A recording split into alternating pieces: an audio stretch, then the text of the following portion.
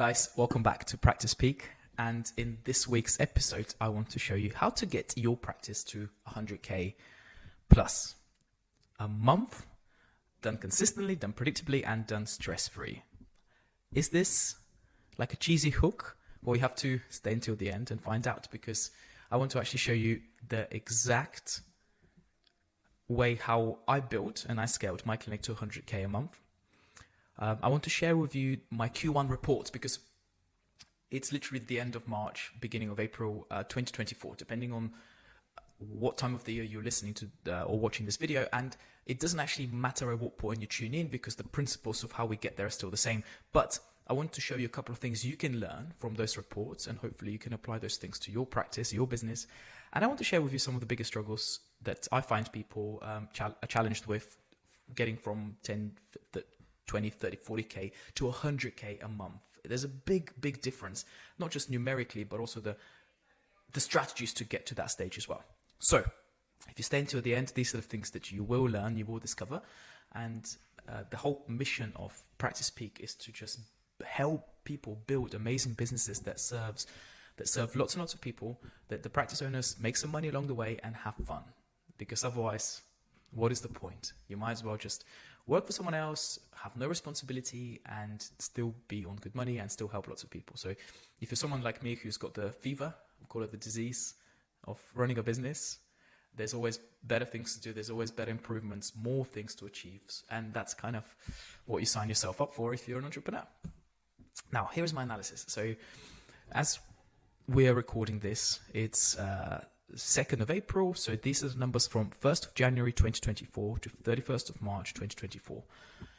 Bearing in mind that in March we had here in the UK Easter holidays, so Friday, Saturday, Monday, that's 3-4 working days for us, and my practice was shut. January is obviously not the busiest month of all times, but somehow, and I'll show you how, we've managed to build this infrastructure of a business that still generates good stuff, and it still serves a lot of people predictably and consistently. And the biggest challenge I find with working with businesses is that they just cannot generate results that are predictable. Therefore, the business owners are always stressed out, they're always worked up, they just always jump from one thing to the next without actually creating something that is long lasting and sustainable in terms of business assets. But you can see here, we have number of appointments in total, 6,147. These are my actual numbers. I had to screenshot them because some people don't believe that there are businesses in the UK, chiropractic clinics, that can generate these kind of numbers, and the owner, who is myself, doesn't work in the business. I've learned along the way, by the way, I made lots of mistakes, how to structure the business so that it doesn't depend on me. Because otherwise, in my opinion, I just had a job and I just created this entity that was 100% relying on me, so that if I went on holiday or if something happened to my health, I didn't have a business. And that's kind of how I see things differently compared to most clinic owners. And that's not right way or wrong way, it's just how I believe my business should be run. So over 6,000 appointments over the last 3 months. On average, we probably have 45 British pounds per appointment, so you can kind of do the maths. We're taking more than $250,000 already, which is brilliant. But again, it's kind of what we expected to see. And wouldn't it be cool if more businesses were transparent enough about the way they got there? Because I would have loved to have this playbook of the best chiropractic, the best health businesses on the planet that had a record of how to get there. Because ultimately, it's not about just the money. It's helping the patients and helping lots of people out there and creating an amazing service that the business owner doesn't have to stress about. Therefore, they can create better service, better products, just ultimately better customer service for their clients. And that's kind of part of the mission I'm on, is to be transparent about the numbers and to show you guys what works and what doesn't work. In terms of new patients acquisition, new client acquisition, so from the 1st of January to the 31st of March, you can see on this report if you're watching on YouTube. And by the way, guys, the only thing I ask from you is to hit that subscribe button, because I noticed that a lot of you are watching this, but you haven't become a subscriber, and YouTube likes when they see that the channel is growing, which means it will show it to more practices, more clinic owners, more people like yourself, and hopefully we can help more businesses out there to actually just really, really enjoy the concept of running a chiropractic clinic and building awesome teams and creating something for the clients that is amazing, and therefore it should be a win-win-win. So that's my ask. I call it a gentleman's agreement. Hit that subscribe button, because every single week I make these videos for you and this content that hopefully helps some of you out there. And even if it doesn't help people, I'm still going to carry on recording them, because there will be someone who benefits from this, even if it's just one person a week. And you can see the numbers here. So the numbers speak for themselves. Like I said to you, I have nothing to hide. So far, we have generated 306 new patients. These are not leads. These are not people that we have to follow up, or we don't have to use a marketing agency to chase up people and call them and get them booked in, and they cancel and they don't pay and all this stuff. No, these are people that are booked in the diary, they've paid for their appointment, and we have a 99% show up rate. So these people show up. So these are the numbers, guys. And let me share with you, based on these numbers, what I found were the steps to get from 10 to 20 to 50 to 80 to 100K a month consistently. The first things you have to do is you have to do the basics well. I'll give you a good example. So I'm working with a client at the minute, and we're figuring out the structure for his business, for his clinic. He's a single doctor in the practice. At the minute, he doesn't have any receptionist, massage therapist, rehab, nothing like that.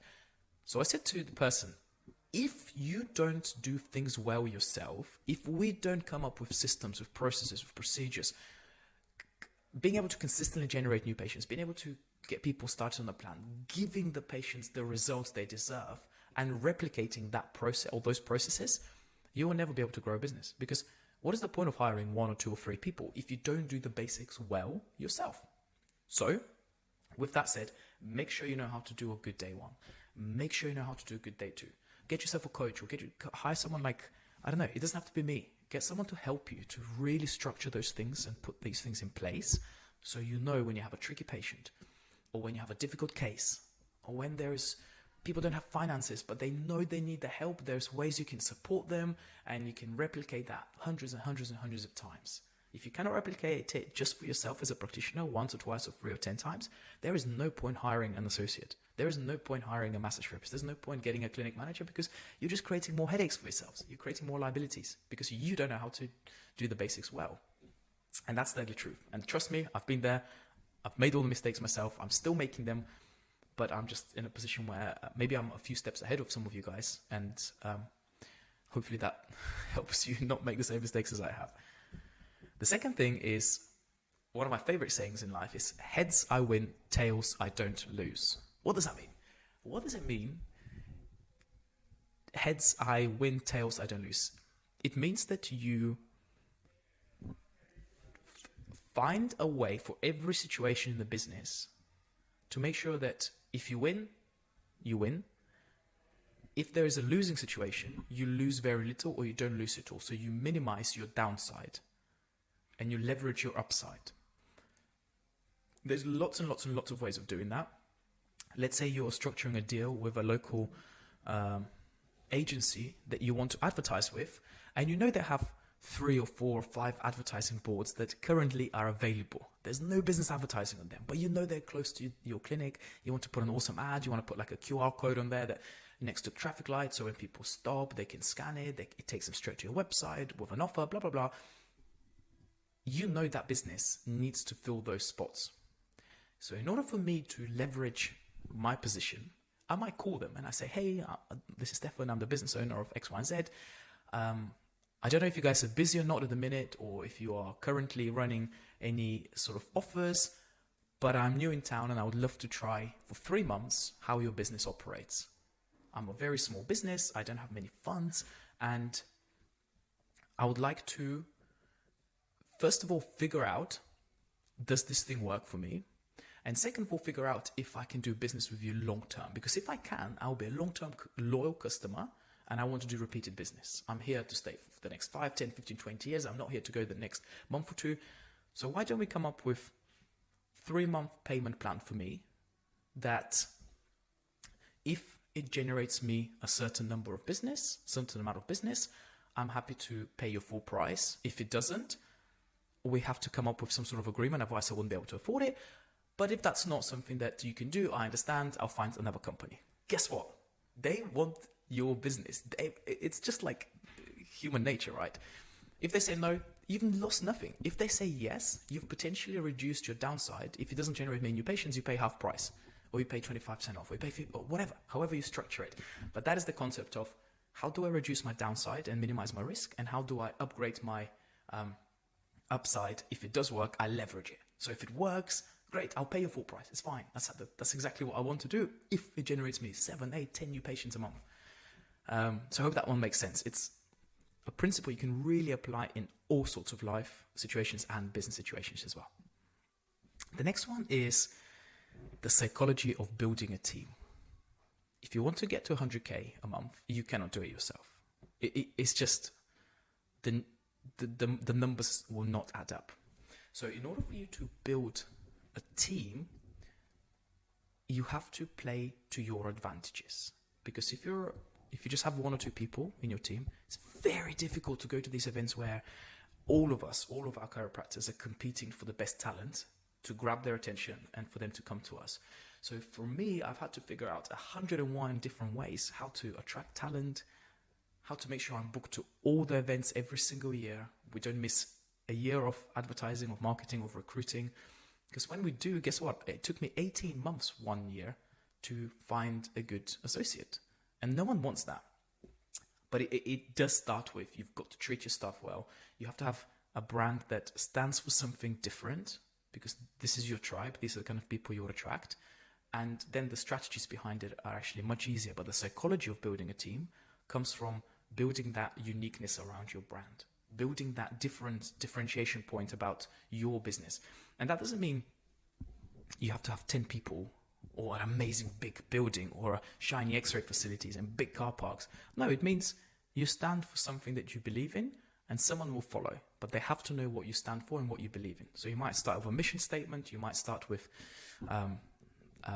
your vision. You might create a little brochure or PDF file, campaign, print it out, stick it on the wall and just kind of have a look at it every single day. Use it in your marketing campaigns when you're advertising for staff. And then the logistics behind hiring follow. That's the easy part. You've got to hit the psychology right first. So that's point number 3. Point number 4, how to grow from 100 to 100K a month, is what I call here meaningful work equals great team culture. There are 5 points that I've taken from someone amazing. That it was one of my mentors, and this is what he said. There are 5 principles for meaningful work. And these are the principles you have to apply when you work yourself, but also when you have people working with you, your team members.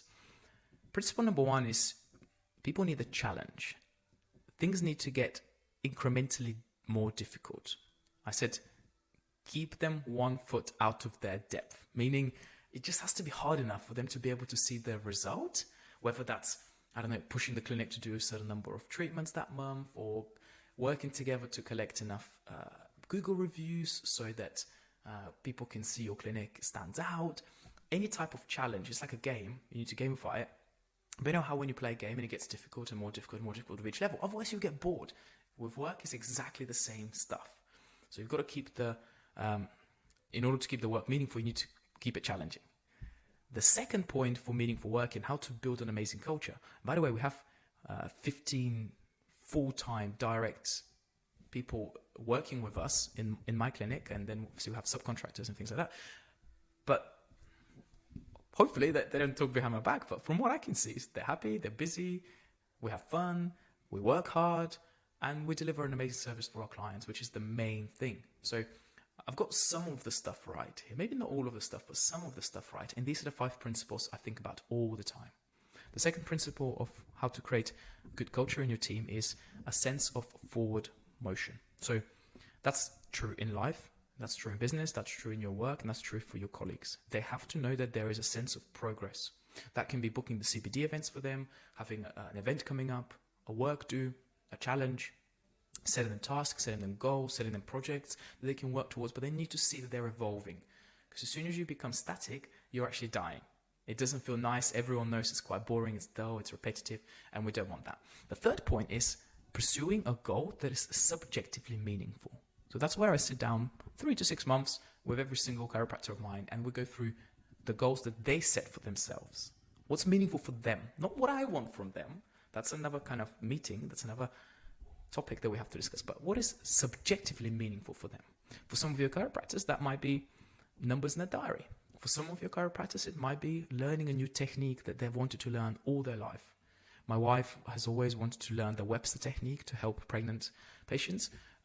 And this year she has. And she's already helped quite a few pregnant patients not to have a C-section or complications in the later stage in their pregnancy. And that's super phenomenal, like super meaningful. So that's really, really important. Point number 4 is people need to feel like they have control of their work. So don't be constantly micromanaging and being on their shoulder, like, oh, why didn't this patient start treatment? And why did this patient complain? You have to understand you work with professionals. If you've provided the right training for them, if you've provided them with the right tools, they will be good. They will be good. You have to focus on what's going well, not just what's going bad, and controlling the situation.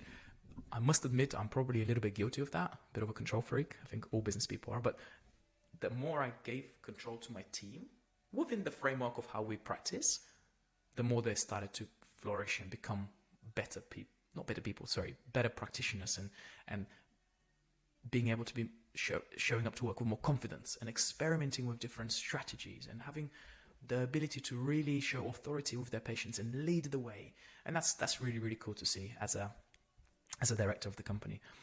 And the final point is probably the most true one, is you've got to work with a set of people or community that you like. You have to like your tribe.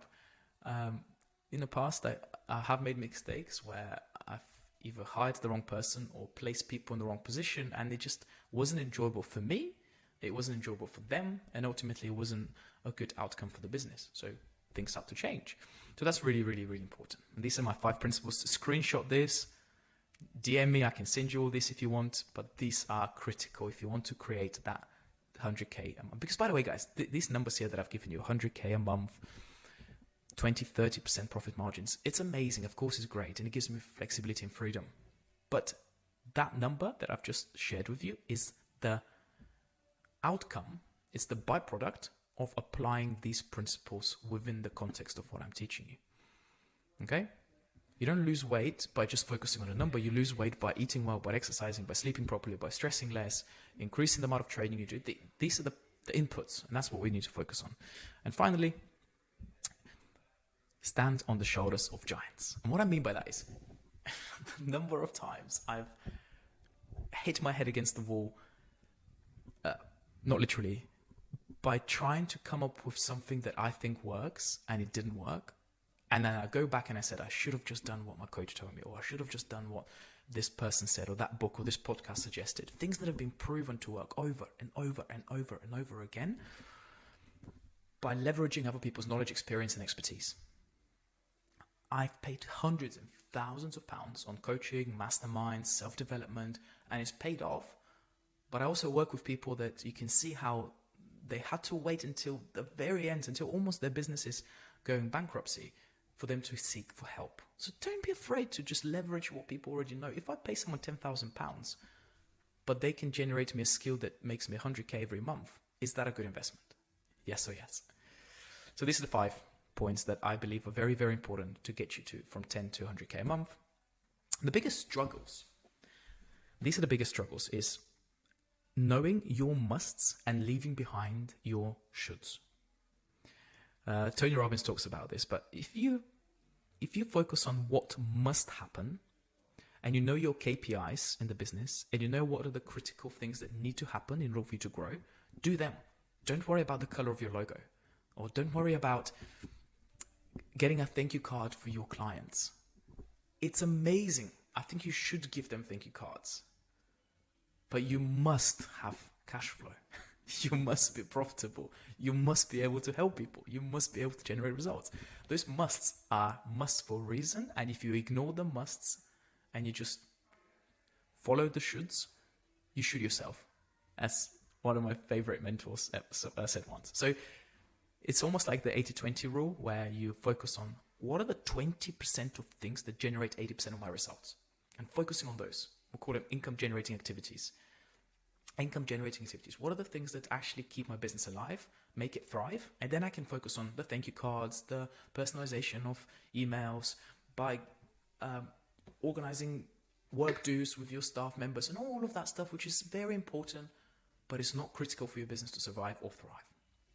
The second thing is, I notice by working with quite a few clinics now, we notice that there's a lot of limiting self-beliefs.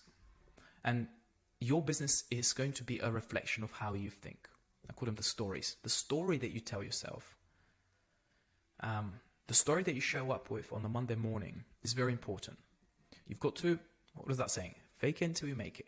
I used to wake up every morning, used to have a shower, and in the shower I used to have something written, or like at least imagine it. Today is going to be a great day. I'm going to help lots of people and I'm going to have fun.